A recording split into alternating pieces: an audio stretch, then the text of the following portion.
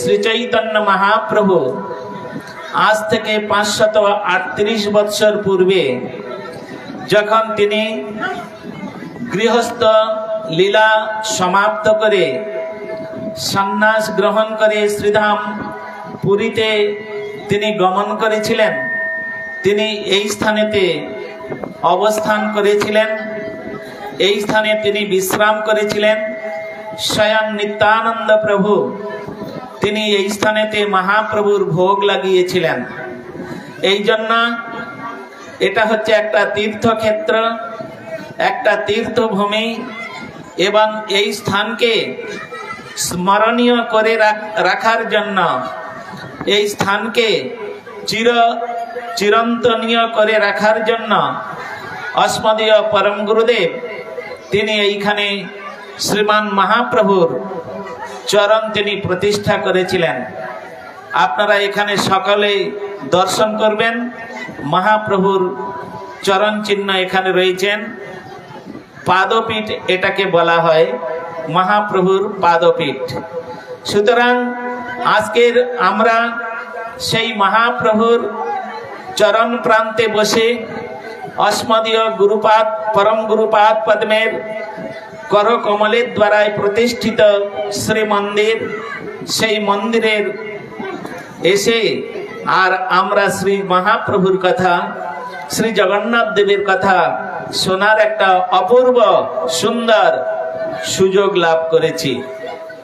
এই সুযোগ মনুষ্য জীবনে সব সময় আসে না, এই সুযোগ বছরে একবার আসে, তাও আবার তার মধ্যে আমরা কেউ প্রবেশ করতে পারি, কেউ প্রবেশ করতে পারি না। শাস্ত্রে বলেছেন, যদ অচ্যুত কথা লাপং কর্ণ পীযূষ বর্জিতম তদ্দিনং দুর্দিনং মন্যে মেঘাচ্ছন্ন নদুর্দিনম। অর্থাৎ মেঘাচ্ছন্ন দিন নহে তো দুর্দিন, হরিকথাহীন কহে তো দুর্দিন। আমরা এখানে সকলে এসেছি হরিকথা শোনার জন্য নয়। হরিকথা যদি শুনতে আসতাম তাহলে এত চেঁচামেচি আর এত হইহল্লা করে আমরা সময় কাটাতাম না। ভগবানের কথা না শুনলে তারা যতই কষ্ট করুক না কেন, সমস্ত ব্যর্থং ভবতি তৎসর্বং হরি নাম বিনাকৃতম। ভগবানের কথা যখন আমাদের কর্ণকুহর দিয়ে হৃদয়ের মধ্যে প্রবেশ করবে, তখন আমাদের হৃদয় নির্মল হবে, আমাদের হৃদয় পবিত্র হবে। আর সেই পবিত্র হৃদয়ে স্বয়ং ভগবান সেখানে তিনি অবস্থান করবেন। তাহলে ভগবান যখন আমাদের হৃদয়ে অবস্থান করবেন, তখন আমরা সুখ শান্তি এবং সবকিছু পেতে পারি। আপনারা শুনেছেন, চৈতন্য মহাপ্রভু যখন সন্ন্যাস গ্রহণ করে তিনি বৃন্দাবনে যাবেন, সচী মাতা তিনি বসে বসে কাঁদছেন। কেন? নিমাই আমার এক বলার মা বলার পাখি ছিল, তাই সে আজকে আমাকে ছেড়ে চলে যাচ্ছে। তাই সচী মাতা বসে বসে তিনি কাঁদছেন। মহাপ্রভু সচী মাতাকে তিনি বুঝাচ্ছেন, মা তুমি আমার জন্য কাঁদছো কেন? আমি তো তোমার কাছে চিরদিন থাকার জন্য আসি নাই, জগতে আমার অনেক কাজ আছে। গতকাল আমরা একটি চৈতন্য চরিতামৃতের শ্লোক উদ্ধৃত করেছিলাম, কিন্তু তার ব্যাখ্যা করার সময় পাই নাই। শ্লোকটা হচ্ছে, অনর্পিত চরিঞ্চিরাত করুণায় অবতীর্ণ কলৌ সমর পৈতমুন্নত উজ্জ্বল রসন সভক্তি শ্রেয়ম হরি পুরট সুন্দর দূতি কদম্ব সন্দীপিত সদা হৃদয় স্কন্দরে স্ফুরতু বহ সচিনন্দন। চৈতন্য মহাপ্রভুর এই জগতে আসার অনেক কারণ আছে, তার মধ্যে কিছু মুখ্য কারণ, কিছু গৌণ কারণ আছে। সেই মুখ্য কারণের মধ্যে এটা একটা কারণ। অনর্পিত চরিঞ্চিরাত, ইতিপূর্বে ত্রেতা যুগে স্বয়ং ভগবান শ্রী রামচন্দ্র তিনি এসেছিলেন। তারপরে দাপর যুগে স্বয়ং ভগবান কৃষ্ণচন্দ্র তিনি এসেছেন। তাহারা এসে এই ভারত ভূমিতে অনেক লীলা বিলাস করে গেছেন, অনেক কিছু তাহারা রেখে গেছেন। কিন্তু চৈতন্য মহাপ্রভু এসে তিনি যে বস্তু আমাদের দিয়ে গিয়েছেন, ন ভূত ন ভবিষ্যতি, কেউ কোনোদিন দেননি আর কেউ কোনোদিন দিতে পারবেও না। কৃষ্ণচন্দ্র যে বস্তু দেননি, রামচন্দ্র যে বস্তু দেননি, আমার গৌর হরি সেই বস্তু দেবার জন্য তিনি এই জগতে আসলেন। তাই কৃষ্ণদাস কবিরাজ গোস্বামী প্রভু শ্লোকের মধ্যে বর্ণনা করেছেন অনার্পিত চরিন চিরাত। অনার্পিত ন অর্পিত য স হচ্ছে অনার্পিত, যেটা কোনোদিন কেউ দেননি, অর্পণ করেননি, আজকের আমার গৌর হরি সেই বস্তুই অর্পণ করলেন। সেটা হচ্ছে কি? কৃষ্ণ প্রেম প্রদায়তে। কৃষ্ণ প্রেম। রামচন্দ্র এসেছিলেন, তিনি কিছু কিছু ওই সখ্য প্রেম পর্যন্ত প্রদান করেছেন। বাৎসল্য প্রেম বা মধুর রস এগুলো রামচন্দ্র কাউকে দেননি। আবার কৃষ্ণচন্দ্র যখন এই জগতে এসেছেন, তিনি দিয়েছেন, কিন্তু বেছে বেছে দিয়েছেন। যে ভক্ত তাহার চরণে শরণাগত হয়েছেন তাকেই দিয়েছেন, এতদ ব্যতীত কাউকে দেননি। আর তারপরে শ্রী চৈতন্য মহাপ্রভু তিনি এই কলিযুগে আসলেন। কলিযুগে এসে তিনি অকাতর ভাবে সবাইকে এই কৃষ্ণ প্রেম প্রদান করেছেন। যারে দেখো তারে কহ কৃষ্ণ উপদেশ, আমার আজ্ঞায় গুরু হইয়া তারও এই দেশ। অতএব তোমরা সকলেই এই কৃষ্ণ প্রেম লাভ করার অধিকারী। তোমরা সকলেই তৈরি হও, আমি সবাইকে এই প্রেম প্রদান করব। এই জন্য আসলে রূপ গোস্বামী পাদ তিনি যখন এলাহাবাদে স্বয়ং ভগবান শ্রী চৈতন্য মহাপ্রভুর চরণ প্রান্তে তিনি উপস্থিত হলেন, ষষ্ঠাঙ্গে দণ্ডবত হয়ে, আর তিনি সেখানে প্রণাম করলেন মহাপ্রভুকে। নম মহাবদন্নায় কৃষ্ণ প্রেম প্রদায়তে কৃষ্ণায় কৃষ্ণ চৈতন্য নামনে গৌরত্তিসে নমঃ। অতএব শ্রী চৈতন্য মহাপ্রভু তিনি কৃষ্ণ প্রেম প্রদান করার জন্য মহাবদান্য রূপে এই জগতে তিনি অবতীর্ণ হয়েছিলেন। তা সেই চৈতন্য মহাপ্রভু তিনি মাকে বুঝাচ্ছেন, মা আমি এখানে থাকার জন্য আসি নাই, আমার জগতে অনেক কাজ আছে, তুমি আমার জন্য কাঁদবে না। সেখানে চৈতন্য ভাগবতের মধ্যে শ্রীল বৃন্দাবন দাস ঠাকুর বর্ণনা করছেন, কৃষ্ণ বলে কাঁদো মাতা, কৃষ্ণ যে পাইবে, কাঁদিলে নিমাই বলে নিমাই হারাইবে।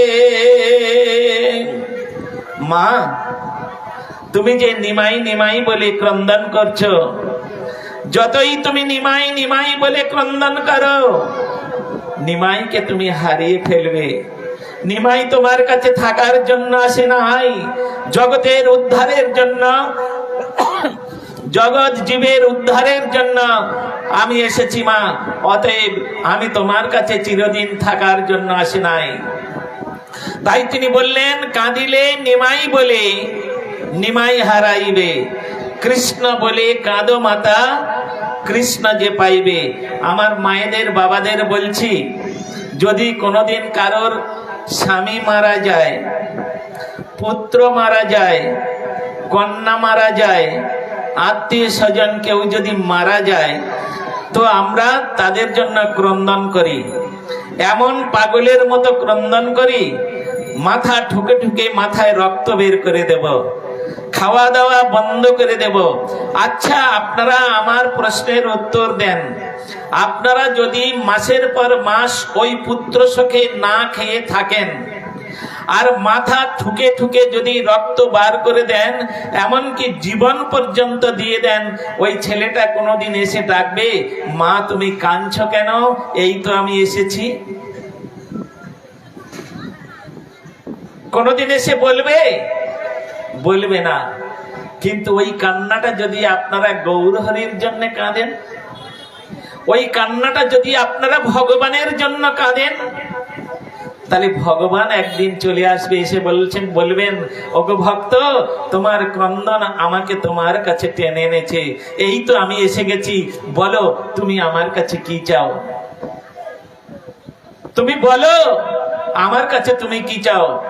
যদি সেই রকম কোন ভক্ত হয়, তখন ভগবানের কাছে তিনি প্রার্থনা করবেন, ন ধনং ন জনং ন সুন্দরিং কবিতাং বা জগদীশ কাময়ে মম জন্ম জন্মনীশ্বরে ভক্তির ভবতাদ ভক্তির হইতকিতই। হে প্রভু, যদি আমার ক্রন্দনে আপনি প্রসন্ন হয়ে থাকেন, যদি অন্তর থেকে আমি আপনাকে ডাকতে পারি, আর আমার ডাকে যদি সত্যই আপনি এসে থাকেন প্রভু, তাহলে আমার এই একটাই মাত্র প্রার্থনা। কি প্রার্থনা? নো ধনং নো জনং। আমার এই জগতের ধন, এই জগতের পুত্র পরিবার আত্মীয় স্বজন, কোন জন আমি চাই না। নো ধনং নো জনং নো সুন্দরিং কবিতাং বা জগদীশ কাময়ে। আমি জগতের কোন বস্তু চাই না, যে বস্তু আজকের পেলে কালকের আমার কাছ থেকে চলে যাবে, তাকে হারিয়ে ফেলতে হবে, ওই রকম বস্তুর আমার দরকার নাই। তাহলে তুমি কি চাও? মম জন্ম জন্মনীশ্বরে। হে ভগবান, আমি জন্ম জন্মান্তরে তোমার ওই পাদ পদ্মের দাস দাসী হয়ে আমি তোমার চরণ যেন জন্ম জন্মান্তরে সেবা করতে পারি, এই আমার প্রার্থনা। এই বর আপনি আমাকে প্রদান করুন প্রভু। এতদ ব্যতীত আমি আর আপনার কাছে কিছু চাই না। নিতাই গৌর প্রেমানন্দে হরি হরি বল। ভক্তের হৃদয়ে এই একটাই বাসনা, একটাই কামনা, তারা শুধু ভগবানকে চায়। ভগবানকে তাদের হৃদয় সিংহাসনে বসিয়ে তারা নিরন্তর সেই ভগবানকে সেবা করতে চায়। যে সাধক সাধিকা এই প্রকার তার অন্তরের বৃত্তির দ্বারায় তিনি ভগবানকে হৃদয় সিংহাসনে বসিয়ে তিনি সেবা করেন, তিনি তো নিরন্তর আনন্দে তিনি বিগলিত হয়ে যান। আনন্দাম্বুধিবর্ধনম প্রতিপদম পূর্ণামৃত আস্বাদনম সর্ব আত্মস্নোপনম পরম বিজয়তে শ্রীকৃষ্ণ সংকীর্তনম। তাই চৈতন্য মহাপ্রভু তিনি মাকে বুঝাচ্ছেন, মা তুমি কৃষ্ণ বলে কাঁদো, মা তুমি কৃষ্ণ বলে কাঁদিলে কৃষ্ণ তোমার কাছে চলে আসবে। মার কাছ থেকে বিদায় নিয়ে তিনি সন্ন্যাস গ্রহণ করে আর জগন্নাথ পুরীতে যাবে। জগন্নাথ ক্ষেত্রে জগন্নাথের কাছে তিনি সারাটা জীবন কাটাবেন। যতদিন তিনি এই জগতে প্রকট থাকেন, জগন্নাথের চরণ প্রান্তে তিনি কাটাবেন। যদিও তিনি স্বয়ং জগন্নাথ। গতকাল আমরা এ সম্বন্ধে আলোচনা করেছি, যেই গৌর সেই কৃষ্ণ সেই জগন্নাথ। সেই জগন্নাথ হয়ে একজন অচল জগন্নাথ মন্দিরে বসে আছেন, আর একজন সচল জগন্নাথ রূপে তিনি লোকের দ্বারে দ্বারে গিয়ে আর সেই জগন্নাথের নাম করতে বলছেন, নিজের নাম নিজেই করতে বলছেন। হ্যাঁ, কি বললেন? বলো কৃষ্ণ ভজ কৃষ্ণ লহ কৃষ্ণ নাম, কৃষ্ণ মাতা কৃষ্ণ পিতা কৃষ্ণ ধন প্রাণ, কৃষ্ণের সংসার কর ছাড়িও না চার, জীবে দয়া নামে রুচি সর্ব ধর্ম সার, নাম ভজ নাম চিন্ত নাম কর সার, কলি কালে নাম বিনা গতি নাহি আর, যেই নাম সেই কৃষ্ণ ভজ নিষ্ঠা করি, নামের সহিত আছেন আপনি শ্রীহরি। এই মহাপ্রভু তিনি নিজেই জগন্নাথ হয়ে, নিজেই কৃষ্ণ হয়ে, আর তিনি কৃষ্ণ নাম নিজে আচরণ করে আর তিনি নিজেই জগৎকে এই নাম করালেন। তাই অনর্পিত চরিন চিরাত করুণায় অবতীর্ণ কলো। এই জন্য তিনি কলিযুগে অবতীর্ণ হয়েছেন। তিনি নিজের জীবনে আচরণ করে অপরকে তিনি শিক্ষা দিচ্ছেন। আপনি আচরি ধর্ম জীবের শিখায়, আপনি না কইলে ধর্ম শিখানো না যায়। নিজের জীবনে যেটা আচরণ করব না, ওটা আমি অপরকে শিক্ষা দিতে পারবো না। আমি যদি স্মোক করি, তাহলে আমি কাউকে বলতে পারবো না এই তুই স্মোক করিস না। আর আমি যদি স্মোক না করি, তাহলে আমি আঙুল তুলে বলতে পারবো এই এটা করিস না, এটা করা খারাপ। এই জন্য নিজের জীবন আগে পবিত্র করো। ভারত ভূমিতে মনুষ্য জন্ম হইল যাহার, জীবন সার্থক করি করো পরোপকার। আগে নিজের জীবনটা তৈরি করো, পবিত্র করো, তারপর তুমি। এই জন্য আপনারা সেই চৈতন্য মহাপ্রভু যখন মায়ের কাছ থেকে তিনি বিদায় নিয়ে আর জগন্নাথ ক্ষেত্রে যাচ্ছেন, সঙ্গে আছে তার 4 জন ভক্ত আছে, প্রিয় ভক্ত, প্রিয় পার্ষদ। আমি গতকালও বলেছিলাম, আজকেরও বলছি, আর এবছর আমি এখানে বলে যাচ্ছি। আগামী বছর এসে আমি জিজ্ঞাসা করব, মহাপ্রভু যখন সন্ন্যাস গ্রহণ করে তিনি পুরীধামে যাচ্ছিলেন, তার সঙ্গে কোন কোন ভক্ত, কজন ভক্ত ছিলেন? যদি না বলতে পারেন, তাহলে স্কুলের মধ্যে টিচার পড়া দিলে স্টুডেন্ট যদি বলতে না পারে, তাহলে তাদের যে দশা প্রাপ্ত হয়, এখানে আপনাদের ওই দশাই প্রাপ্ত হতে হবে। তাহলে 4 জন কে কে? প্রথমে হচ্ছে, শুনে রাখুন, নিত্যানন্দ প্রভু। একজন হচ্ছেন নিত্যানন্দ প্রভু, দ্বিতীয় জন হচ্ছেন হরিদাস ঠাকুর, তৃতীয় জন হচ্ছেন গদাধর পণ্ডিত, আর চতুর্থ জন হচ্ছেন মুকুন্দ। মহাপ্রভু যার গান শুনলে নিজেই নৃত্য করতে আরম্ভ করতেন, সেই মুকুন্দ সব থেকে মহাপ্রভুর প্রিয় গায়ক। এই 4 জন মহাপ্রভুর সঙ্গী হয়েছিলেন। এনারা মহাপ্রভুর সঙ্গে এই স্থানেতে এসেছিলেন। তাহলে দেখুন, স্বয়ং গৌর নিত্যানন্দ প্রভুর পদাঙ্কপুত ভূমি এটা, এটা সাধারণ জায়গা নয়। মহাপ্রভু এই যে মাতঙ্গিনী যে ব্রিজ হয়েছে নরঘাট, তখন ব্রিজ হয় নাই। মহাপ্রভু এইখানে তিনি নৌকাতে পার হয়েছিলেন। তা মহাপ্রভুকে যখন পার করতে যাচ্ছেন, নাবিক বলছেন আমাকে পয়সা দিতে হবে, তা না হলে আমি পার করব না। মহাপ্রভু বলছেন, আরে ভাই, তুমি তো দেখছো আমি সন্ন্যাসী, আমার কাছে একটা নয়া পয়সা নাই, আমি তোমাকে কি করব, কি করে পয়সা দিব? মহাপ্রভু বললেন, দেখো তুমি তো নাবিক, পারাপার করো, মাঝি তুমি, তাই না? নৌকা চালাও, নাও চালিয়ে পারাপার করো, করে তুমি 2 পয়সা কামাও। আমিও মাঝি, আমিও নাবিক, আমিও পারাপার করি, তা তুমি আজকের আমাকে পার করিয়ে দাও, আমি তোমার একদিন পার করে দেব। ওসব জানি না, তুমি কবে মাঝি, কোথাকার মাঝি আমার জানার দরকার নেই। এখন তুমি আমাকে পয়সা দাও, আর আমি তোমাকে পার করে দিব। যখন এই কথা বলেছে, তখন মহাপ্রভু ওইখান থেকে বসে বসে আর হা জগন্নাথ বলে কেঁদেছিলেন। এমন কান্না কেঁদেছিলেন, কি বলে কেঁদেছিলেন? কাহা কৃষ্ণ প্রাণনাথ মুরলী বদন, কাহা যাই কাহা পাই ব্রজেন্দ্র নন্দন, ব্রজেন্দ্র নন্দন বিনয় ফাটে মোর বুক, কাহারে কহিব কথা, কে জানে মোর দুঃখ। জগন্নাথ, হা জগন্নাথ, হে জগতের নাথ, তুমি কোথায় প্রভু? তুমি একবারের জন্য আমাকে দর্শন দাও, তোমার চরণে আমাকে নিয়ে যাও। জগন্নাথ স্বামী নয়ন পথগামী ভব তুমি, তুমি কোথায় আছো প্রভু?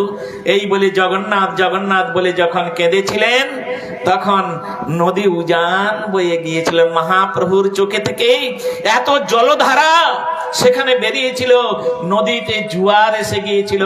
মহাপ্রভু যেখানে বসে বসে কাঁদছিলেন, গঙ্গা দেবী সেই মহাপ্রভুর চরণ প্রান্তে পৌঁছে গিয়েছেন, আর অটোমেটিক ভাবে ওই মাঝির নৌকা মহাপ্রভুর কাছে চলে গেল, আর মহাপ্রভু নৌকাতে উঠে পড়লেন। নিতাই গৌর প্রেমানন্দে। এইখানে সেই লীলা হয়েছে। এই নদীর মধ্যে, এই নরঘাট চৈতন্য চরিতামৃতের মধ্যে বর্ণনা আছে।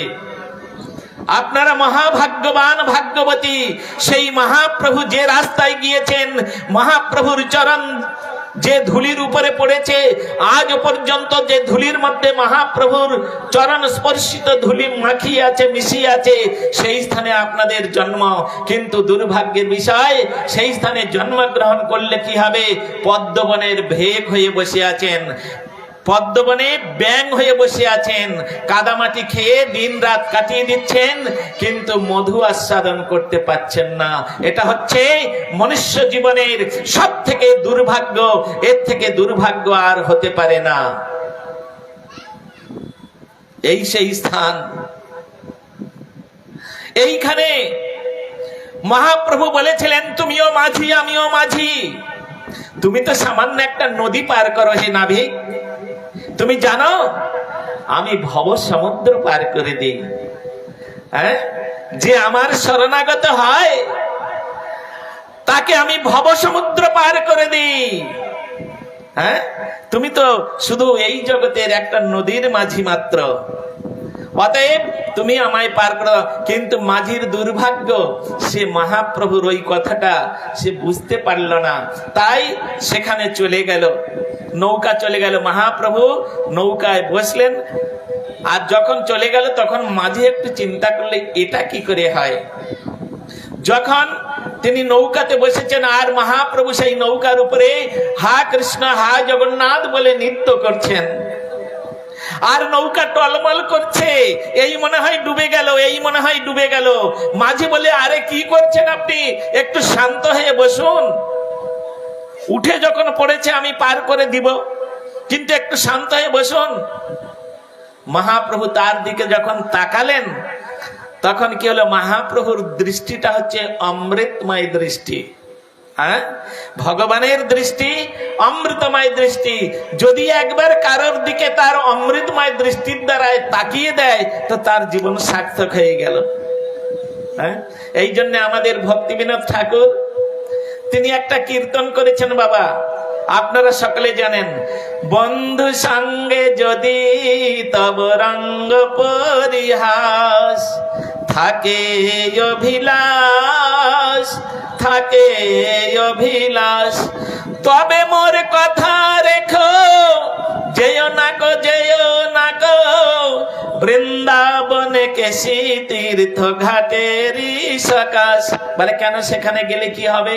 তথায় আছে না হরি গোবিন্দ বিগ্রহ ধরি, নয়নে বঙ্কিমা দৃষ্টি, মুখে মন্দহাস, অধরে বংশীটি তার অনর্থের মূলাধার, শিখি চূড়াকে ও ভাই করো না বিশ্বাস, বন্ধু সঙ্গে যদি তব রঙ্গ পরিহাস। তাই সেই ভগবানের দৃষ্টি হচ্ছেন অমৃতময় দৃষ্টি। যদি একবার কোন ভক্তের প্রতি সেই দৃষ্টি দিয়ে দেন ভগবান, তার জীবন ধন্য হয়ে গেল। তাই সেই নৌকায় বসে যখন ওই মাঝির দিকে ভগবান একবার তাকালেন, তখন সে বুঝতে পারলো, আরে আমার নৌকায় কে এসেছে। হ্যাঁ, তখন সে ওই কি বলে ওটাকে, দাঁড় নাকি বায়না, হ্যাঁ, ওটা ছেড়ে দিয়েছে। কেন? আজকের আমার নৌকাতে যিনি চেপেছে, তিনি বিশ্ব জগতের নাবিক, বিশ্ব জগতের সমস্ত প্রাণীকে তিনি ভব পার করান। তিনি আজকের আমার নাবিতে, আমার নৌকায় বসে আছে। আমি এই দাঁড় বেয়ে কি করব, কোথায় নিয়ে যাব? তিনি তো আমায় নিয়ে যাবেন। এই বলে তখন তিনি বলেছিলেন, চৈতন্য চরিতামৃতের মধ্যে লেখা আছে, দেখবেন, নর নও তুমি, নর নও গো, নরের নয়নে কি এত ধারা বয়। এই রকম চোখে থেকে যার জল বেরিয়ে নদী উজান বয়ে গেল, সে কি সাধারণ ব্যক্তি? সাধারণ ব্যক্তি নয়। এই বলে তিনি দাঁড় ছেড়ে দিয়ে আর হাত জোড় করে মহাপ্রভুর সেই নিত্য দর্শন করছেন। হোক জন্ম সফল তার, কৃষ্ণ দর সনা যার, ভাগ্যে হয়ে আছে একবার, ভাগ্যে হয়ে আছে একবার। জন্ম সফলতার কৃষ্ণ দর্শন যার, ভাগ্যে হয়ে আছে একবার, বিকশিয়া হিন্নয়ন করি কৃষ্ণ দর্শন, ছাড়ে জীব চিত্তের বিকার। সেই মাঝি তখন গৌর হরির সেই রূপ দর্শন করে তার হৃদয়ের সমস্ত কালিমা চলে গেল। আর যখন তিনি এপার থেকে ওপারে নৌকা নিয়ে গেল, তখন মহাপ্রভু যখন নৌকা থেকে উঠে যাচ্ছে বলে, ওগো ওগো প্রাণেশ্বর, ওগো প্রভু, প্রাণ প্রিয় প্রভু, ওগো দীনবন্ধু, আমি অবুঝ, আমি কিছু বুঝি না, তাই অবুঝকে আপনি একটু কৃপা করে যান, যেন অন্তিমে আমি তোমার চরণ প্রাপ্ত হতে পারি। ভগবত দর্শনে ভক্তের এই প্রকার। তাই চৈতন্য মহাপ্রভু তিনি যার আধার নেই তার মধ্যে আধার দিয়ে তিনি শক্তি প্রদান করেছিলেন। এই জন্য রূপ গোস্বামী পাদ চৈতন্য মহাপ্রভুর প্রণাম করতে গিয়ে তিনি প্রণাম করেছেন নমো মহাবদান্যায়। বদান্য শব্দ আমরা শুনতে পাই, কিন্তু বদান্যর আগে একটা এই যে মহাবদান্য একটা যে বিশেষণ অ্যাডজেক্টিভ লাগানো আছে, এটা একমাত্রই মহাপ্রভুর পিছনে লাগানো আছে, আর কারোর পিছনে নাই। হ্যাঁ, এই জন্য নমো মহাবদান্যায় কৃষ্ণ প্রেম প্রদায়তে, কৃষ্ণায় কৃষ্ণ চৈতন্য নামনে গৌরতিসে নম। তিনি ওইখান থেকে নরঘাট পার হয়ে আর এই স্থানে এসে বাবা বিশ্রাম করেছিলেন। হ্যাঁ, বিশ্রাম করেছিলেন। রাত্রি হয়ে গেছে। তদনীন্তন কালে, আজ থেকে 550 প্রায় বছর আগে, চারি তরফে জঙ্গল আর জঙ্গল, কোথায় যাবেন রাত্রে? তাই এখানে বিশ্রাম করেছিলেন। এটাই তার বিশ্রাম স্থলী। এটা সাধারণ জায়গা নয়। চর্মচক্ষে দেখে যেন প্রপঞ্চের সময়। এখানে যদি কোনো ব্যক্তি ওই পাদপীঠের ওখানে গিয়ে আর ষষ্ঠাঙ্গে দণ্ডবাদ করে আর যদি একবার বলতে পারে, গৌর তোমার হই যদি বলে একবার, আর মায়া বন্ধ হইতে গৌর তারে করেন পার। যদি একবার কেউ ওখানে নিষ্কপটে গিয়ে ষষ্ঠাঙ্গ দণ্ডবত হয়ে পড়ে যদি গিয়ে আর যদি বলতে পারেন, গৌর যদি হই তোমার বলে একবার, মায়া বন্ধ হইতে গৌর তারে করে পার। কেন ওইখানে চৈতন্য মহাপ্রভু নিত্যানন্দ প্রভুর চরণ স্পর্শিত ধুলি আজ পর্যন্ত ওখানে থেকে গেছে, এখনো রয়েছে।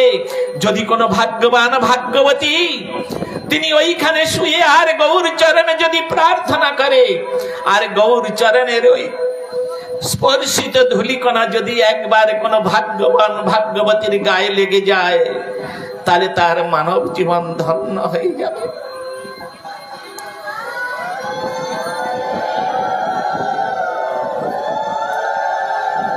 ধন্য হয়ে যাবে মানব জীবন। তাই মহাপ্রভু তিনি এই স্থানেতে বিশ্রাম করে তারপরে এখান থেকে তিনি পুরীধামের পথে রওনা হয়েছিলেন। হ্যাঁ, পুরীধামে যেতে যেতে আপনারা জানেন এখান থেকে কিছু দূর গেলে ক্ষীরচোরা গোপীনাথ আছেন। হ্যাঁ, বালেশ্বর স্টেশনে নেমে 5 কিলোমিটার রাস্তা অতিক্রম করলে ক্ষীরচোরা গোপীনাথ। আগে নাম ছিল ক্ষীরচোরা, আগে নাম ছিল শুধু গোপীনাথ। পরবর্তীকালে জগন্নাথ মাধবেন্দ্র পুরীপাদের জন্য ওই গোপীনাথ ক্ষীর চুরি করেছিলেন, আর সেই থেকে ওই গোপীনাথের নাম হয়েছে ক্ষীরচোরা গোপীনাথ, তাই না? মহাপ্রভু এখানে গিয়েছিলেন। আমরাও কিছুদিন আগে শ্রাবণ মাসে, গত শ্রাবণ মাসে ওই পুরুষোত্তম ব্রত উপলক্ষে আমরা সব গিয়েছিলাম। আপনারাও এখানে অনেক ভক্ত গিয়েছিলেন, আমাদের সঙ্গে অরবিন্দ প্রভু গিয়েছিলেন। এখানে আরো কিছু ভক্ত আছে, আমাদের দিলীপ প্রভু আছেন, আরো অনেকে আছেন, এনারা সব আমাদের সঙ্গে গিয়েছিলেন। তো ওইখানে আমরা প্রসাদ তৈরি করে গোপীনাথের ভোগ লাগিয়ে আমরা ওখানে প্রসাদ পেয়েছিলাম। কিছুক্ষণ ওখানে আমরা অপেক্ষা করেছিলাম। ওখানে বসে আমরা গোপীনাথের মহিমা, মহাপ্রভু নিত্যানন্দ প্রভু কর্তৃক যে গোপীনাথের মহিমা শ্রবণ করেছিলেন কৃষ্ণদাস কবিরাজ গোস্বামী প্রভু চৈতন্য চরিতামৃতের মধ্যে যে লীলা তিনি বর্ণনা করেছেন, আমরা ওখানে বসে সেই লীলা আস্বাদন করেছিলাম। তারপরে ওখান থেকে আমরা চলে যাই কটকে। যখন প্রবেশ করলেন, ওখানে আদি বরাহ আছে। আদি বরাহ চৈতন্য চরিতামৃতের মধ্যে এসব লীলা বর্ণনা আছে। তারপরে উনি ওখান থেকে আদি বরাহ দর্শন করে ধীরে ধীরে ধীরে ধীরে ধীরে ধীরে তিনি পুরী ধামে গিয়ে উপস্থিত হলেন। পুরী ধামে যেখানে আপনারা জানেন ওখানে একটা 18 নালা বলে একটা ব্রিজ আছে। 18টি নালা দিয়ে ওই ব্রিজটা তৈরি। প্রবাদ বাক্য, এটা কোনো শাস্ত্রে নাই, প্রবাদ বাক্য প্রচলিত ভাষায় আছে। ইন্দ্রদুম্ন মহারাজের 18টি পুত্র ছিল। জগন্নাথের সেবায় মহারাজ ইন্দ্রদুম্ন তার সমস্ত কিছু দান করে দিয়েছিলেন জগন্নাথের চরণে। ভবিষ্যতে ওই পুত্রগণ তার সম্পত্তির ভাগ বসাবেন, সেই জন্য তিনি নাকি নিজে হাতে ওই 18টি সন্তানকে ওইখানে জগন্নাথের সেবার জন্য বলি দিয়ে আর নালা তৈরি করে দিয়েছিলেন, তোমরা এইখানে জগন্নাথের সেবা করো। ওই একটাই রাস্তা ছিল, এখন 3-4টে রাস্তা এদিক ওদিক থেকে হয়ে গেছে, কিন্তু যখন জগন্নাথ মন্দিরে যাবার জন্য ওই একটা ছাড়া আর রাস্তা ছিল না। তাই যত জগন্নাথ দর্শনকারী ভক্তবৃন্দ যেতেন ওই নালার উপর দিয়ে যেতে হতো, আর সবাইকে ওইখানে জগন্নাথ হা জগন্নাথ হা জগন্নাথ বলে ওখানে তাদের কর্ণে এই জগন্নাথের নাম শুনিয়ে যেতে হতো। আগে অনেক নিয়ম ছিল। আমি যখন সর্বপ্রথম 1984 জগন্নাথ দর্শন করতে গিয়েছিলাম, তখন এত রাস্তা ছিল না, ওই একটাই রাস্তা দেখেছি আমি। আর ওইখানে তখন যিনি আমাকে বা আমি যাহাদের সঙ্গে গিয়েছিলাম বৈষ্ণবগণের সঙ্গে, তারা বলেছিলেন এইখানে সকলে নামতেন, নেমে আর ওই জগন্নাথ জগন্নাথ বলে ওই নালাটা হেঁটে পার হতে হতো। কেন? ওই যে ইন্দ্রদুম্ন মহারাজের যে 18টি সন্তান ওখানে আছেন, তাদের কানে জগন্নাথের নাম শুনিয়ে যেতে হতো। এটা প্রবাদ মাত্র, এটা প্রচলিত আছে, কিন্তু কোন শাস্ত্রীয় প্রমাণ যদি আপনারা চান আমি দিতে পারবো না। এইরকম ভাবে প্রচলিত আছে। তো এই 18 নালায় মহাপ্রভু যখন গিয়েছিলেন, আর ওখান থেকে জগন্নাথের ওই যে মন্দিরের যে ধ্বজা মানে পতাকা, ওই পতাকা দেখা যেত উঠছে, আর মহাপ্রভু এইখান থেকে তিনি গেলেন। হরিদাস ঠাকুর এদেরকে সবাইকে বললেন যে দেখো, এখন আর আমি তোমাদের সঙ্গে যাব না। কেন? মহাপ্রভুর হাতে তিনি যখন সন্ন্যাস গ্রহণ করেছিলেন এই দণ্ড ধারণ করেছিলেন। সন্ন্যাসীদের এইটা হচ্ছে চিহ্ন, দণ্ড। এই দণ্ডটা কায়, মন এবং বাক্য, এই 3টে দণ্ডে দণ্ডিত, এই জন্য একে বলা হয় ত্রিদণ্ড। এটা যিনি ধারণ করেন তাকে বলা হয় ত্রিদণ্ডী সন্ন্যাসী। ভালো করে শুনুন, এ কথা আপনাদের এখানে কেউ বলবে না। অনেক সন্ন্যাসী এখানে এসেছে, আজকে তো এদের আমি অভিষেকটা দেখলাম। এতদিন ধরে অভিষেক করে আসছে, কি কি লাগে, কিরম ভাবে করতে হয় কিছুই বোঝে না। অরবিন্দ বলছে, প্রভু আমরা তো জানি না, কেন এতদিন যারা এসেছে তারা কি এখানে শুধু প্রসাদ পেতে আর প্রণামী নিতে এসেছেন? এগুলো তারা জানে না, বলে দিতে পারে না। তো যাই হোক, কথা হচ্ছে ওইভাবেই চলে। এই দণ্ডটার নাম হচ্ছে, এটার নাম দণ্ড। তো মহাপ্রভু যখন সন্ন্যাস গ্রহণ করেছিলেন তিনি এই দণ্ড ধারণ করেছিলেন। তো যখন মহাপ্রভু দণ্ড নিয়ে যাচ্ছেন, ওই ভুবনেশ্বর পার হয়ে একটা ভার্গী নদী পড়ে। ভার্গী নদী দেখে মহাপ্রভুর মনে হলো, সেখানে চৈতন্য চরিতামৃতের মধ্যে বলা আছে, বন দেখি ভ্রম হয় এই বৃন্দাবন, শৈল দেখি মনে হয় গিরি গোবর্ধন, নদী দেখি মনে হয় মানয়ে কালিন্দী, মহাপ্রেমে মহাপ্রভু পড়ে সদা কান্দি, শৈল দেখি মনে হয় এই গোবর্ধন। যখন কোনো পাহাড় পর্বত দেখতেন তখন মনে করতেন এটা হচ্ছে গিরিরাজ মহারাজ। যখন কোনো বন দেখতেন, বন দেখে মনে হতো এই হচ্ছে সেই বৃন্দাবন। নদী দেখে মনে হতো এই যমুনা নদী। তা ভার্গী নদী যখন তিনি দেখেছেন, অত্যন্ত সুন্দর শুদ্ধ সলিলা জল দেখে মহাপ্রভুর বৃন্দাবন, সেই বৃন্দাবনে যমুনা নদী জ্ঞানে তিনি নদীর মধ্যে স্নান করবেন তিনি ঠিক করেছেন, এই যমুনায় আমি স্নান করব। তো দণ্ডটা নিয়ে তো আর স্নান করা যায় না। দণ্ডটা নিয়ে নিত্যানন্দ প্রভুকে দিয়েছেন, নিত্যানন্দ তুমি আমার দণ্ডটা ধরো, আমি একটু স্নান করে আসি। নিত্যানন্দ প্রভু দণ্ডটা নিয়েছেন। কি ভাগ্য আজকের নিত্যানন্দ প্রভুর, স্বয়ং মহাপ্রভুর দণ্ড আজকে তিনি ধারণ করেছেন। হ্যাঁ, এই দণ্ড ধারণ করা এত সহজ নয়, কোটি কোটি জন্মের স্বীকৃতি থাকতে হবে তবে এই দণ্ড ধারণ করে। এখন মহাপ্রভু তো স্নান করতে চলে গেছেন, তখন নিত্যানন্দ দেখুন এই দণ্ডের মধ্যে মন্ত্রপুট করা 4টে কাঠ আছে। মন্ত্রপুট করা পাথরের বিগ্রহ যদি মন্ত্রপুত করে সচ্চিদানন্দময় তনু হতে পারে, হ্যাঁ, তার মধ্যে প্রাণ প্রতিষ্ঠা করা যায়, তাহলে কাঠের মধ্যে মন্ত্রপুত করে কেন প্রাণ প্রতিষ্ঠা করা যাবে না? তাই নিত্যানন্দ প্রভু সেই দণ্ডের সঙ্গে তখন কথা বলছে, ওহে দণ্ড তোমার ভারী তো স্পর্ধা। বলে কেন? দণ্ড বলছেন কেন? বারে আমি যাকে হৃদয়ে ধারণ করি, আমি যাকে আমার অঙ্গে ধারণ করি, আর তুমি তার কাঁধে চেপে ঘুরে বেড়াবে, আজকে তোমার শাস্তি পেতে হবে। আজকে সুযোগ পেয়েছি, এই বলে দণ্ডটা ভেঙে 3 খণ্ড করে ভার্গী নদীর জলে ফেলে দিয়েছে। যাও, বিদায় হও, আমার প্রভুর কাঁধে চেপে তোমার ঘুরতে হবে না।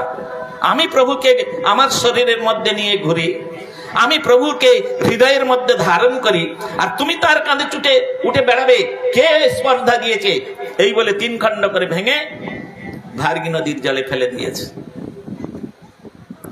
মহাপ্রভু স্নান টান করে এসে বলছেন, নিত্যানন্দ সব জানেন মহাপ্রভু, তিনি করাচ্ছেন, আবার তিনি জিজ্ঞাসা করছেন। সবকিছু করতম অকর্তম অন্যথা করতম য সমর্থ স্ব ঈশ্বরা। তিনি সবকিছু করান, সবকিছু বোঝেন, সবকিছু জানেন, জেনেও একটা না জানার অভিনয় করেন মাত্র। নিত্যানন্দ প্রভুর কাছে এসে বলছেন, নিত্যানন্দ আমার দণ্ডটা দাও, আমার দণ্ডটা দাও। নিত্যানন্দ প্রভু বললেন, দণ্ড তো নাই। দণ্ড নাই মানে? এই তো আমি তোমার কাছে দণ্ডটা রেখে গেলাম, দণ্ড নাই মানে? নিত্যানন্দ প্রভু একটু ছলনার আশ্রয় নিতে হলো। বললেন, প্রভু আপনি যখন ওই নদীতে স্নান করতে যাচ্ছিলেন যমুনা ভেবে, সেই সময় ওই আপনি প্রেমে এমন ভাবে মত্ত হয়ে গিয়েছিলেন, আর আপনি যখন পড়ে যাচ্ছিলেন আপনাকে ধরতে গেলাম, আর ধরতে গিয়ে দুজনেই দণ্ডের উপরে পড়ে গেলাম, হয়ে গেল দণ্ড 3 খণ্ড। তা ভাঙা দণ্ড নিয়ে আর কি হবে প্রভু? তাই আমি নদীতে ভাসিয়ে দিয়েছি। এই মহাপ্রভু মনে মনে একটু অসন্তুষ্ট হলেন। আমি সংসার ছেড়ে, পিতা মাতা ভাই বোন যা কিছু আত্মীয় স্বজন ছেড়ে, আমি বাড়ি ঘর সবকিছু ছেড়ে আমি একটু এই দণ্ডটাকে আশ্রয় করেছিলাম, ওটাকে আমার কাছ থেকে তোমরা কেড়ে নিলে। তোমরা কি চাও?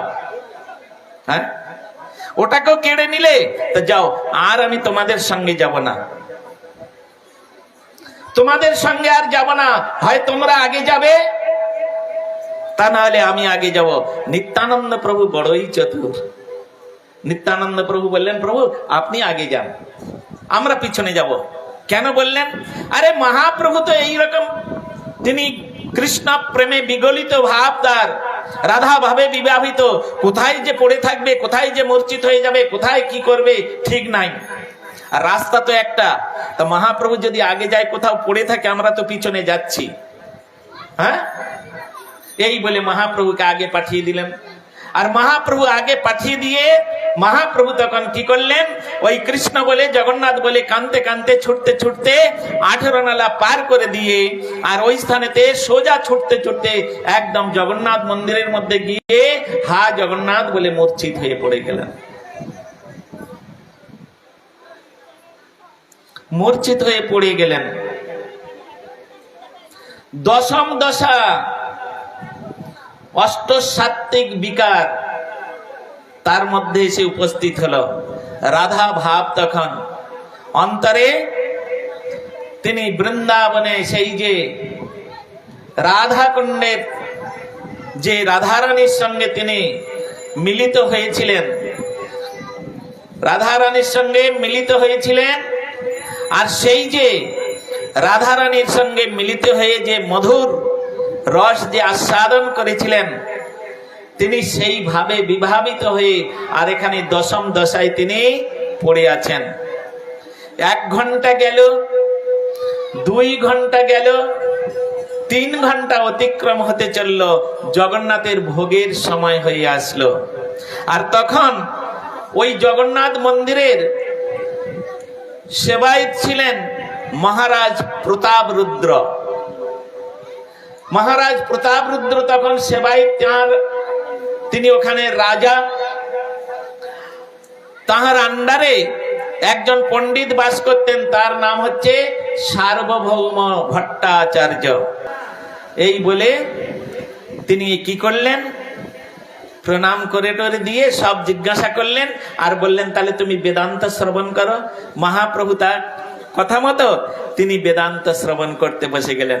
আপনারা শুনেছেন চৈতন্য চরিতামৃতের মধ্যে 7 দিন 7 রাত তিনি বসে বেদান্ত শ্রবণ করছেন। আর সার্বভৌম ভট্টাচার্য তিনি বলে যাচ্ছেন। যখন বলে যাচ্ছিলেন, মহাপ্রভু চুপচাপ শুনে যাচ্ছেন। 7 দিন 7 রাত পরে বেদান্ত কীর্তন করা বন্ধ করে জিজ্ঞাসা করলেন, ওহে শ্রীকৃষ্ণ চৈতন্য, আরে আমি এই যে 7 দিন 7 রাত বেদান্ত শ্রবণ করালাম, তুমি হ্যাঁ না কোনো উত্তরই দিলে না দেখি। হ্যাঁ, আরে বুঝতে পারছো কি বুঝতে পারছো না? একটা হ্যাঁ না কিছু বলবে তো। বলে আপনি তো আমার বলার জন্য কিছু বলেননি, আপনি আমাকে শ্রবণ করতে বলেছেন, তাই আমি শ্রবণ করছি। ও তাই নাকি? তা তুমি বুঝতে পারছো? বলে হ্যাঁ বুঝতে পারছি। যখন বেদান্তের সূত্রগুলো আপনি আলোচনা করছেন, আমার তখন খুব আনন্দ হচ্ছে, কিন্তু যখন তার ব্যাখ্যা দিচ্ছেন আমার মন ভেঙে যাচ্ছে। বলে কেন? বেদান্তের যে প্রতিপাদ্য বিষয় যে ভক্তি, সেই ভক্তিটাকে বাদ দিয়ে তুমি কর্ম জ্ঞান যোগকে প্রাধান্য দিয়ে তাদেরকে শ্রেষ্ঠ করে তুমি ব্যাখ্যা দিচ্ছ, আমার ভালো লাগছে না ওটা। বলে এইরকম আমি বলছি নাকি? ঠিক আছে বলো, তুমি একটা শ্লোক বলো, সেই শ্লোকের ব্যাখ্যা আমি দিব। হ্যাঁ, এই বলে মহাপ্রভু তখন একটা শ্লোক উচ্চারণ করলেন। হ্যাঁ, সেই শ্লোকের ব্যাখ্যা করতে বললেন। সেই শ্লোকটা হচ্ছে শ্রীমদ্ ভাগবতের শ্লোক। শ্লোকটা বললেন আর বলে তার ব্যাখ্যা দিতে বললেন। সার্বভৌম ভট্টাচার্য 9 প্রকার ব্যাখ্যা দিয়েছিলেন। সাধারণ পণ্ডিত নন তিনি, কিন্তু একটা শ্লোকের 9 প্রকার ব্যাখ্যা দেওয়া এটা এই জগতে কেউ পারবে না। অদ্ভুত ব্যাপার। 9 প্রকার যখন ব্যাখ্যা দিলেন, দিয়ে তিনি ক্ষান্ত হলেন। শ্লোকটা কি? আত্মা রামশ্চ মুনয় নির্গন্থা অপুরুক্রমে কুর্বন্ত অহৈতুকী ভক্তিং মিথম ভূত গুণ হরি। এই শ্লোকটার ব্যাখ্যা তিনি বলতে বলেছিলেন। তিনি 9 প্রকার ব্যাখ্যা দিয়েছেন। দিয়ে যখন তিনি ক্ষান্ত হলেন, তখন মহাপ্রভু বললেন, আপনার ব্যাখ্যা সব শেষ? বলে হ্যাঁ। বলে আপনি যদি কিছু মনে না করেন তাহলে আমি একটু বলবো। এর উপরে আমি যে ব্যাখ্যা দিয়েছি তার উপরে ব্যাখ্যা দেবে। ন ভূত ন ভবিষ্যতি। এখনো কেউ জন্মগ্রহণ করেননি, আর ভবিষ্যতে কেউ জন্মগ্রহণ করবে না। বলে ঠিক আছে, আমি তাহলে একটু বলি। বলে বলো দেখি। এই বলে ওই সার্বভৌম ভট্টাচার্যের যে ব্যাখ্যা 9 প্রকার, ওটা স্পর্শ না করে মহাপ্রভু 18 প্রকার ব্যাখ্যা করেছিলেন। 18 প্রকার ব্যাখ্যা করেছিলেন। তখন সার্বভৌম ভট্টাচার্য একদম উঠে দাঁড়িয়েছে, আর বসে নাই। কে আপনি? আপনি কে? আমার ব্যাখ্যার উপরে, আমার ব্যাখ্যাকে স্পর্শ না করে এই রকম 18 প্রকার ব্যাখ্যা করা, এটা সাধারণ মানুষের পক্ষে সম্ভব নয়। আপনি কে? বলে আমি কে দেখবে? বলে তাহলে দেখো। এই বলে সেখানে তিনি ষড়ভুজ মূর্তি ধারণ করলেন।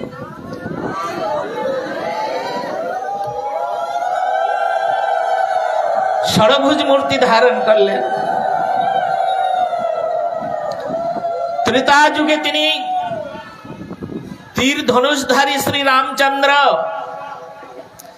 তারপরে মুরলীধারী তিনি কৃষ্ণচন্দ্র, আর কলিতে দণ্ড কমণ্ডলধারী তিনি গৌরচন্দ্র।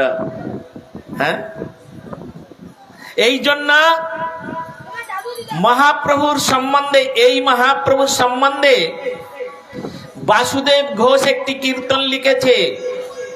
আমরা মনে ভাবি ওই কীর্তনটা মনে হয় জগন্নাথের উদ্দেশ্যে লেখা হয়েছে, কিন্তু না। যারা জগন্নাথকে লক্ষ্য করে এই কীর্তনটা করে তারা ভুল করে, জানে না। এই জন্য বাসুদেব ঘোষ ওই ষড়ভুজকে লক্ষ্য করে আর তিনি এই কীর্তনটা লিখেছেন। কোন কীর্তনটা? জয় জয় জগন্নাথ সচির নন্দন। এখানে জগন্নাথ মিশ্র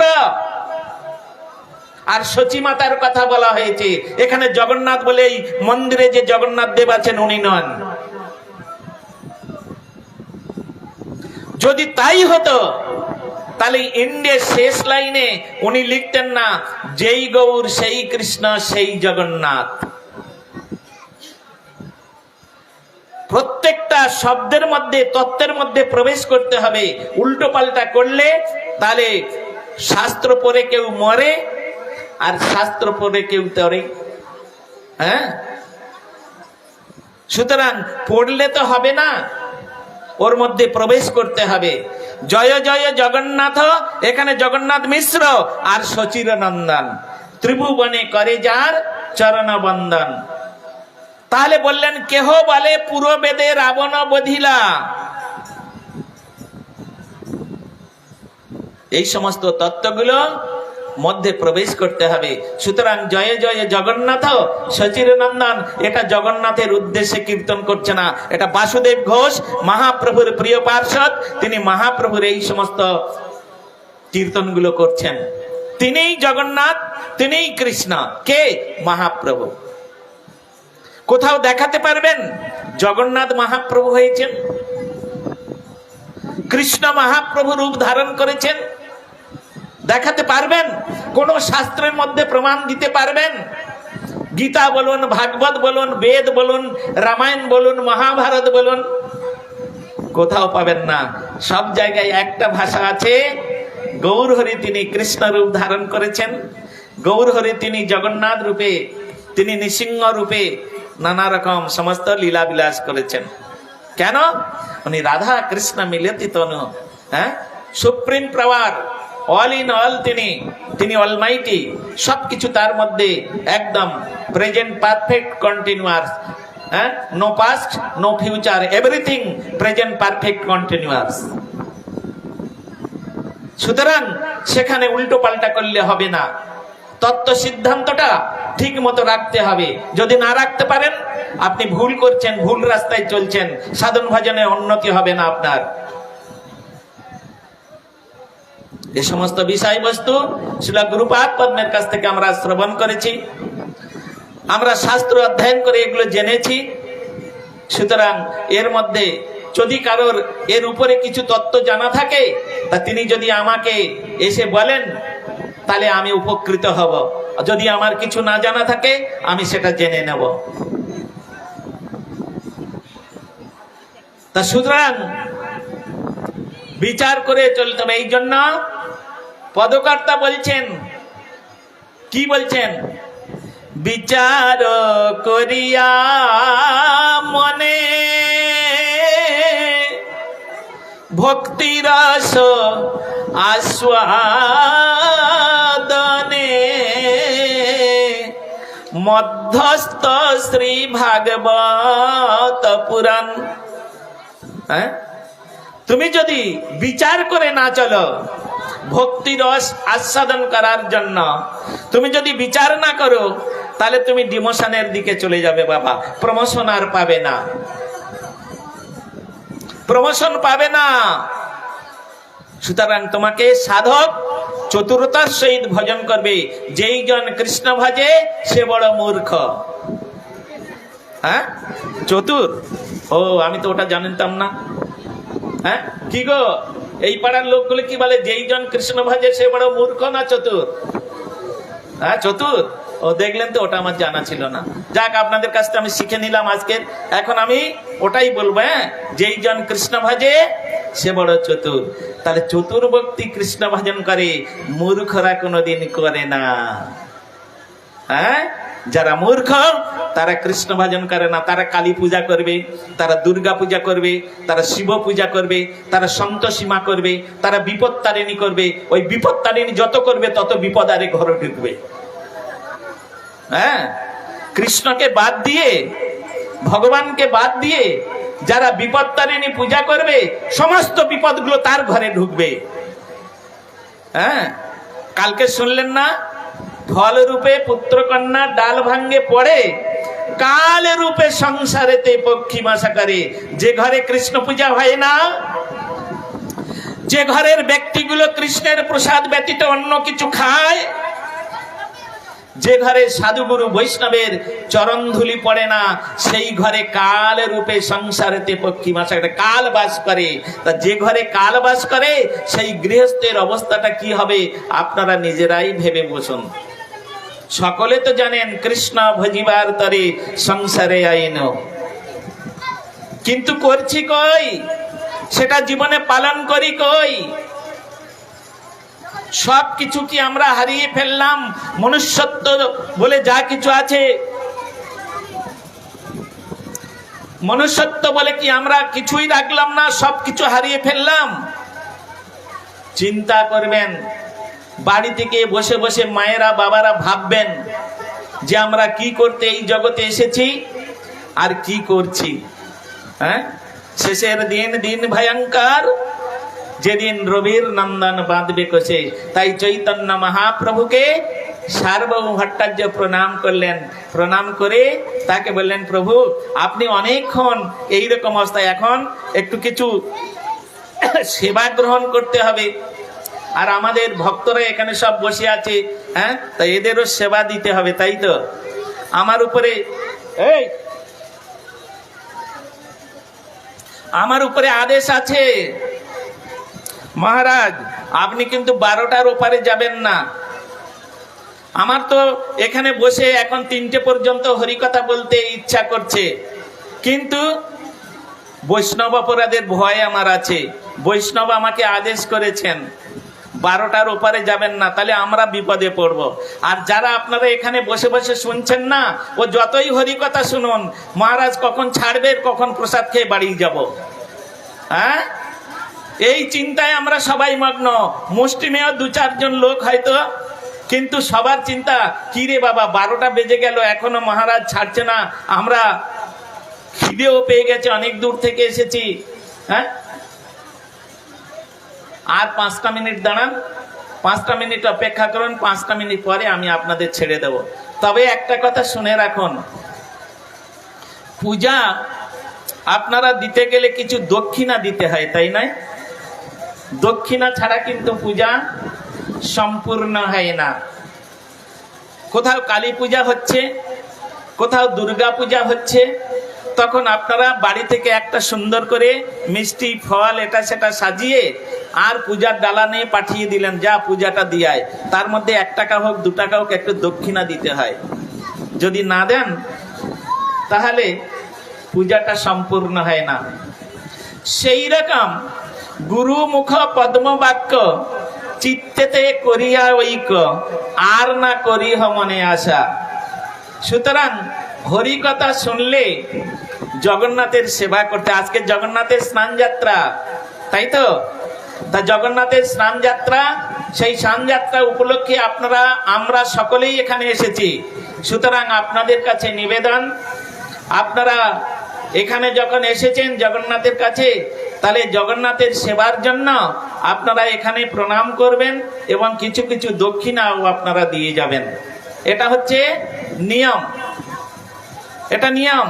কিছু দক্ষিণা যে যেমন পারবেন, 1 টাকা 2 টাকা 5 টাকা 10 টাকা, যার 100 টাকা দেবার ক্ষমতা আছে দক্ষিণা দিতে হয়। তা নাহলে শ্রবণ কীর্তন এটা হচ্ছে আমাদের সম্পূর্ণ লাভ হয় না। তা যাই হোক, সার্বভৌম ভট্টাচার্য তিনি মহাপ্রভুকে ভোজন করাচ্ছেন এখন। হ্যাঁ, আজকের আমরা সকলে জগন্নাথের প্রসাদ সেবা করব। মহাপ্রভু আজকের সার্বভৌম ভট্টাচার্য তিনি রাস পণ্ডিত মহাপ্রভুকে ভোজন করানোর জন্য মন্দির থেকে জগন্নাথের প্রসাদ আনা করিয়েছেন, আর নিজে তিনি বসিয়ে নিজে হাতে আজকের মহাপ্রভুর সেবা করাচ্ছেন। হ্যাঁ, মহাপ্রভুর সেবা করাচ্ছেন। মহাপ্রভুর সেবা যতক্ষণ না হবে বাবা, ততক্ষণ আমরা প্রসাদ পাবো না, তাই নয়? হ্যাঁ, মহাপ্রভু যদি না খায়, আপনার বাড়িতে একজন অতিথি গিয়েছে, কোন বৈষ্ণবকে আপনি নিমন্ত্রণ করে নিয়ে গিয়েছেন, এখন বৈষ্ণব হয়তো কোনো কাজের মাধ্যমে একটু যেতে দেরি হচ্ছে, তাই বলে আপনি কি খেয়ে নেবেন না? বৈষ্ণবের জন্য অপেক্ষা করবেন? অপেক্ষা করতে হবে। এটা হচ্ছে সৎ গৃহস্থের কর্তব্য, তাই তো? এই জন্যে মহাপ্রভু হচ্ছেন আমাদের আরাধ্য দেব। বলে জগন্নাথ আমাদের আরাধ্য নয়, বলে মহাপ্রভুকে বাদ দিলে জগন্নাথ আমার আরাধ্য হচ্ছে না। মহাপ্রভুকে বাদ দিলে জগন্নাথ আমার সঙ্গে কথা বলবে না বাবা। আগে মহাপ্রভুকে কথা বল। মহাপ্রভু হচ্ছেন তিনি অনাদির আদি গোবিন্দ সর্বকার কারণম, অর্থাৎ মহাপ্রভুকে আগে প্রসন্ন করো।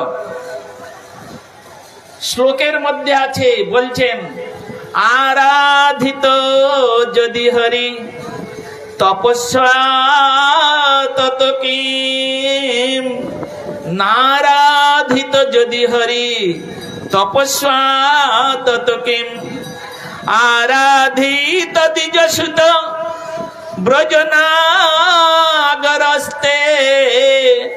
নারাধিত দ্বিজসুত নো তবে কৃষ্ণ। আরাধিত যদি হরি তপস্যা তিত কিম, তুমি যদি হরি আরাধনা বাদ দিয়ে অন্য ইতর কোন দেব দেবতার আরাধনা করো, তাহলে তোমার আরাধনা বৃথাই হয়ে যাবে। কেন?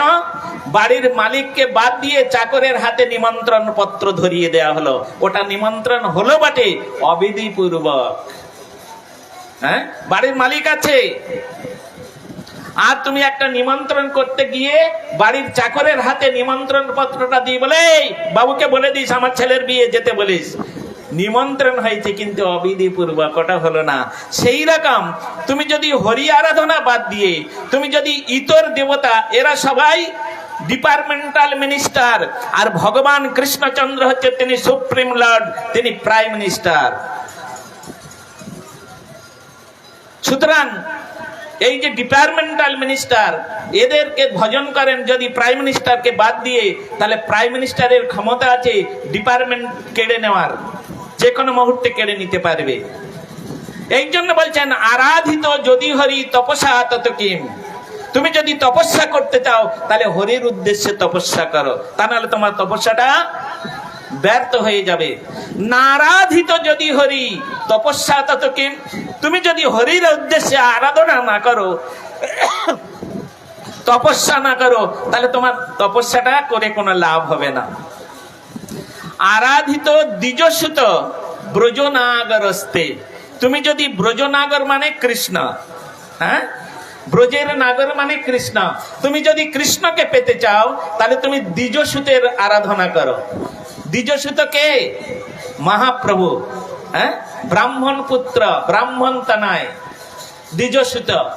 তুমি যদি কৃষ্ণকে পেতে চাও তাহলে তুমি দ্বিজসুতের আরাধনা করো। তাই এখানে বললেন আরাধিত দ্বিজসুত ব্রজনাগরস্তে। তুমি যদি ব্রজনাগরকে, রাধা গোবিন্দকে পেতে চাও তাহলে তুমি মহাপ্রভুর আরাধনা করো। নারাধিত দ্বিজসুত নো তবেহ কৃষ্ণ। তুমি যদি ব্রজসুত দ্বিজসুতের আরাধনা না করো তুমি কৃষ্ণকেও পাবে না, কৃষ্ণকেও পাবে না। অদ্ভুত ব্যাপার। এই জন্য আমরা সকলে আজকে জগন্নাথের প্রসাদ পাবো, কিন্তু মহাপ্রভুর আগে নয়। হ্যাঁ, মহাপ্রভুর ভোগ হবে, বৈষ্ণবগণের সেবা হবে, আমরাও সকলে সেবা করব, তাই তো? নিতাই গৌর প্রেমানন্দে হরি হরি বল। 5 মিনিট বসুন, একটু সকলে হাতে তালি দিয়ে আমরা জগন্নাথের একটি শ্লোক উচ্চারণ করব, প্রণাম মন্ত্র, এবং জগন্নাথের উদ্দেশ্যে আমরা কাঁসরটা কোথায় এগুলো নিয়ে গেছে না? আচ্ছা, ঠিক আছে। তো আমরা এখানে জগন্নাথের উদ্দেশ্যে এখন কীর্তন করব 5 মিনিট। আমরা একটু হরিনাম মহামন্ত্র